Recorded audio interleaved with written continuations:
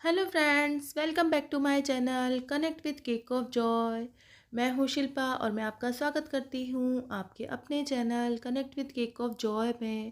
तो आज फिर मैं आ गई हूँ आपके लिए एक नया सा प्यारा सा डिज़ाइन लेकर।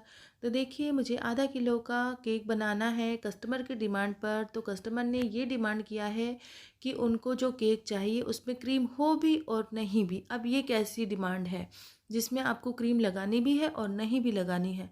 तो ये आधा किलो का केक बनेगा और आधा किलो का केक बनाने के लिए मैंने 180 ग्राम प्रीमिक्स को बेक कर लिया है 6 इंच के टिन में।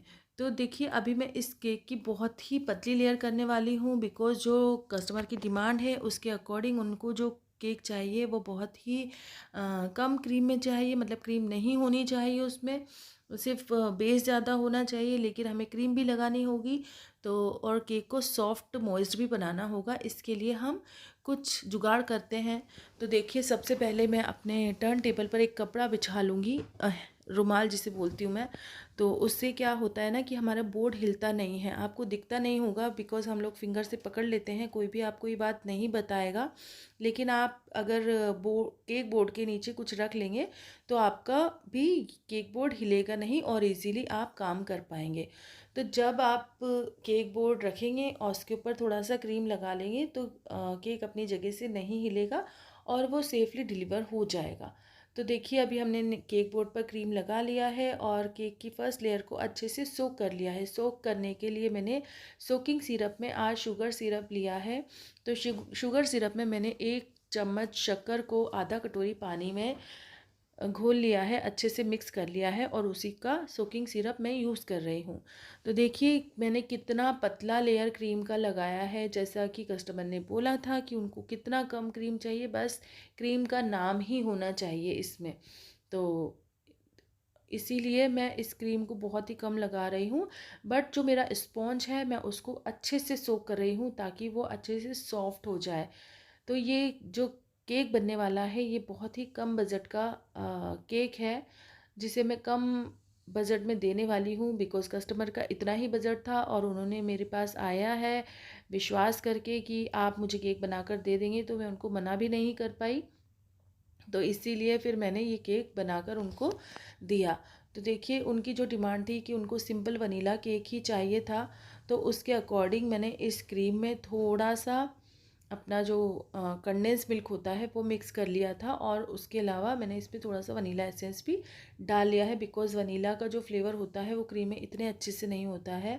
तो आप भी अगर ऐसा वनीला केक बनाना चाहें तो थोड़ा सा वनीला एसेंस और कंडेंस मिल्क डाल लें, उससे टेस्ट बहुत ही बेहतर आता है। तो देखिए, इस केक को और भी बेहतर बनाने के लिए हम क्या क्या कर सकते हैं वो मैं आपको आगे बताती जाऊंगी। तो अभी मैं क्रम कोटिंग कर लेती हूँ इस केक की और क्रम कोटिंग करने के बाद फाइनल कोटिंग करूँगी। तो फाइनल कोटिंग मैंने कैसे किया वो मैं आपको बताऊँगी। अगर आपको मेरा चैनल पर ये केक पसंद आते हैं या केक के डिज़ाइंस पसंद आते हैं या कोई भी टिप्स आपको पसंद आता है तो प्लीज़ मेरे चैनल को लाइक शेयर और सब्सक्राइब ज़रूर कीजिएगा। देखिए, हमारे चैनल पर 1000 सब्सक्राइबर हो चुके हैं। आपके प्यार और सपोर्ट से मेरा चैनल ग्रो कर रहा है।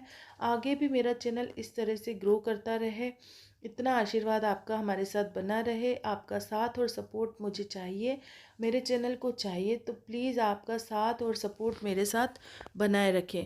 तो देखिए, अभी हमारी क्रम कोटिंग हो चुकी है और फाइनल लेयर भी मैंने लगा दी है। फाइनल लेयर के बाद जो मैंने स्क्रैपर घर पर बनाया था OHP शीट से, मैं उसी OHP शीट वाले स्क्रैपर से इसकी फिनिशिंग दूंगी। और फिनिशिंग देने के बाद साइड्स में ये केक की जो क्रीम है ऊपर से थोड़ा सा ऊपर हो गई है, तो इसको हम फिनिशिंग ऊपर से भी देंगे। तो चलिए हम ऊपर से इसको फिनिशिंग दे लेते हैं, क्योंकि जब भी हम कोई भी केक की फिनिशिंग देते हैं तो हमें अच्छे से देनी चाहिए। क्योंकि जब भी हम कोई चीज़ लेते हैं या खाते हैं तो सबसे पहले वो देखने में सुंदर होनी चाहिए, तभी हम वो चीज़ आगे खा पाते हैं और तभी हमें उसका मज़ा आता है। नहीं तो फिर हमें भी लगता है कि नहीं, ये चीज़ अच्छी नहीं है। तो हमें कोशिश करनी चाहिए कि हमारे केक की फिनिशिंग अच्छे से आए, चाहे उसमें 10 मिनट ज़्यादा ही क्यों ना लगे। हमें पूरा कोशिश करना चाहिए कि हमें अच्छे से फिनिशिंग आ जाए। देखिए, पहल हमारी भी फिनिशिंग नहीं आती थी, उसके लिए हम कई जुगाड़ भी लगाते थे कि हम कैसे फिनिशिंग करें। लेकिन करत करत अभ्यास के जड़मति होत सुजान वाली चीज़ हो जाती है कि हम अगर ट्राई करते रहेंगे फिनिशिंग देने का या डिज़ाइन बनाने का, तो हमारे हाथ में भी फिनिशिंग आ ही जाएगी। तो देखिए, मैंने अपने जो पैलेट नाइफ़ को है इस तरह से थोड़ा-सा तिरछा करके पूरे केक पर घुमा दिया है और इस तरह की डिज़ाइन मैंने बना दिया है। अब मैं एक फ़ोक लूँगी, क्योंकि मुझे जो डिज़ाइन बनाना है वो इस फ़ोक से बनेगा, और जो डिज़ाइन बनाना है उसमें भी ज़्यादा क्रीम का यूज़ नहीं करना है, बिकॉज़ कस्टमर की डिमांड ही ऐसी है कि उनको ज़्यादा क्रीम नहीं चाहिए।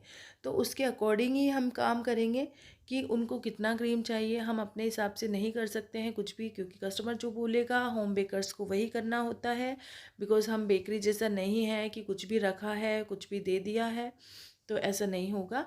जो कस्टमर हमारा चाहेगा हम उसको उसी तरह से बनाकर देंगे, फ्लेवर्स भी और डिज़ाइन भी। तो उन्होंने बोला कि उनको डिज़ाइन में भी क्रीम बहुत ही कम चाहिए, तो उसके अकॉर्डिंग ही मैं ये डिज़ाइन बनाऊंगी। तो बहुत समय से मैंने पर्पल कलर पे काम नहीं किया था, तो इसीलिए आज मैंने पर्पल कलर यूज़ किया।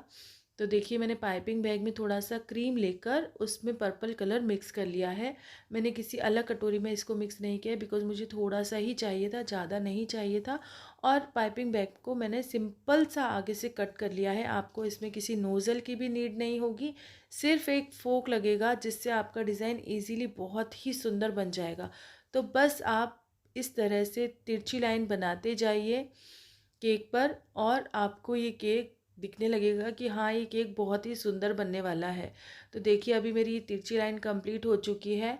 तो अब मैं अंदर की साइड पर कुछ और करने वाली हूँ। देखिए, ये जो डिज़ाइन मैं बना रही हूँ, ये नर्सरी वाले जो बच्चों की कॉपी में होता है, उसी से मैं इंस्पायर हुई हूँ, क्योंकि मेरे बेटा जो है वो जूनियर केजी में पढ़ता है, और उसकी बुक में डिज़ाइन है। तो अक्सर मैं अपने केक पर ये डिज़ाइन बना देती हूँ, क्योंकि जब बच्चे लिखना सीखते हैं तो ये डिज़ाइन वो बनाते हैं अपनी कॉपी में। तो जब भी मैंने केक बनाना सीखा था, तो मैं ये डिज़ाइन बहुत बनाती थी।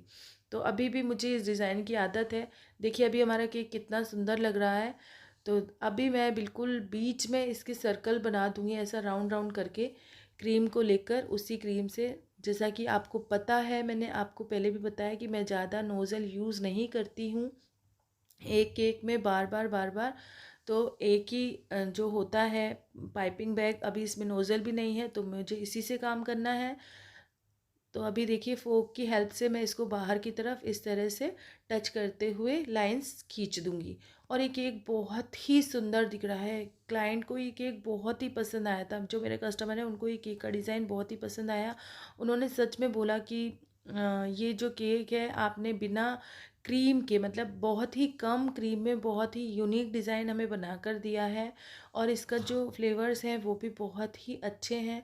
उन्हें फ्लेवर्स और केक का डिज़ाइन दोनों ही बहुत ही पसंद आया।